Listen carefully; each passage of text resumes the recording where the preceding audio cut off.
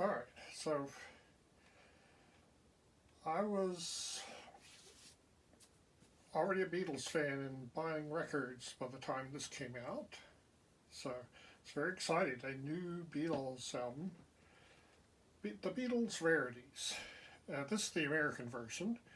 I once saw in a record store the British version, and there's different stuff that is rare in Britain than in America. And some of this is not rare anymore, but it was rare when this came out. So let's see what all's in there.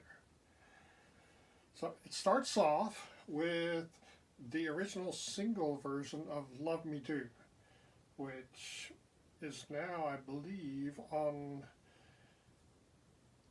Past Masters. There's a CD set the 2-volume CD set that wasn't out when this record came out.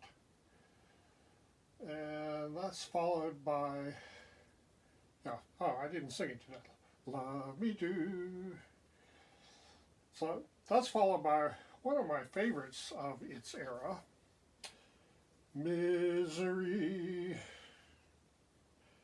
And that's sung by John, I think.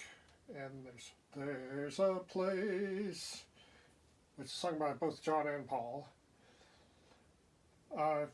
Both of those are from the original British Beatles album, Please Please Me. And I don't know why, when they were cutting and pasting all the British albums to make more American albums, they didn't put that on any of them until this point, which was 10 years after Hey Jude. Those should have been a Hey Jude. And that's followed by She Liebt Dich, which is She Loves You in German. And when this album came out, I had a friend who was in high school with me who was a Beatles fan, and in fact he's the one who turned me on to the Beatles.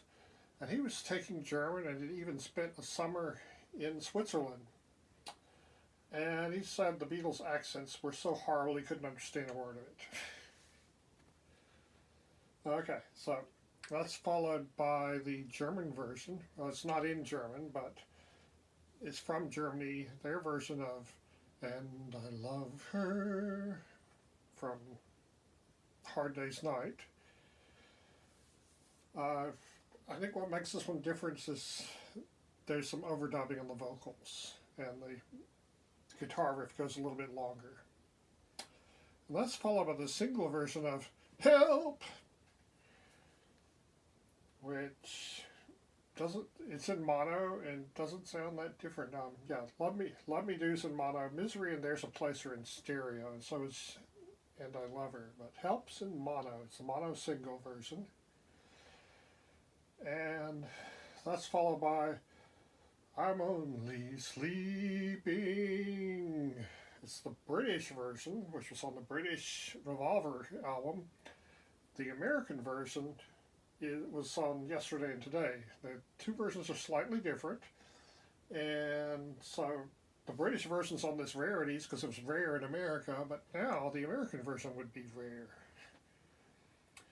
And that's followed by the single version of I Am the Walrus, which includes an extra measure, a couple of beats right before Yellow Manor Custard. So that's side one. So then you have to flip the album over, don't you?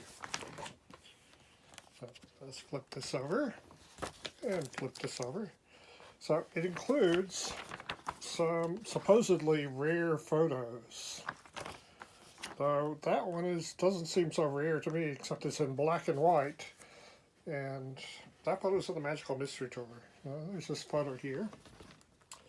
Other rare photos in here are, it folds out so you can see the Butcher cover.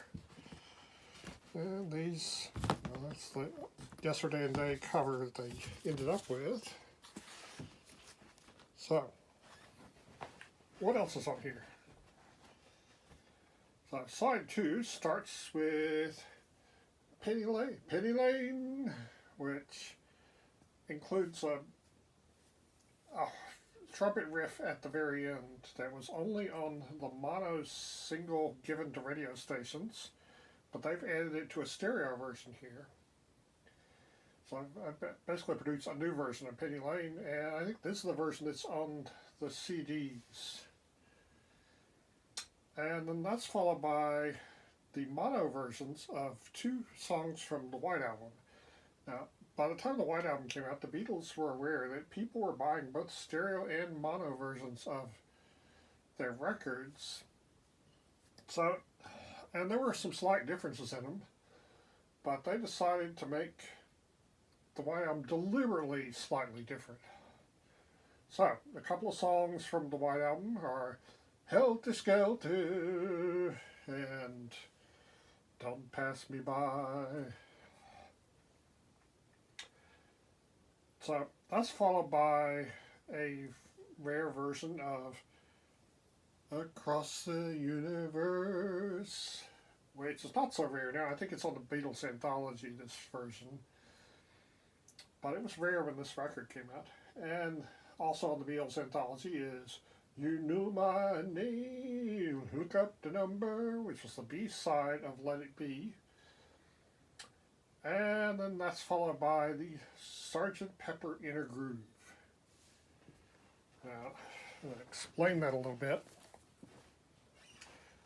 On my American version of Sgt. Pepper, it doesn't have this, but on the British version, after the last note of A Day in the Life, after it winds around past the blank space, when it gets to the inner groove, there was this stereo piece that bounced around between the speakers. It was a backwards tape, and that would play over and over again if you just left it running. And I'd love to hear it that way, but I don't have that record. And on this record, it's not on the inner groove. It's the last track before the inner groove, so you only get to hear it once. And on the CDs I've got, they repeat it 5 times, but they leave out like a half second at the beginning of all the repetitions after the first one, so you're not getting the exact same effect. And they only repeat 5 times. John would have preferred 9. Number 9. Anyway, this was it. Beatles Rarities. And there were no more Beatles albums, no more new Beatles material for me until the anthology came out.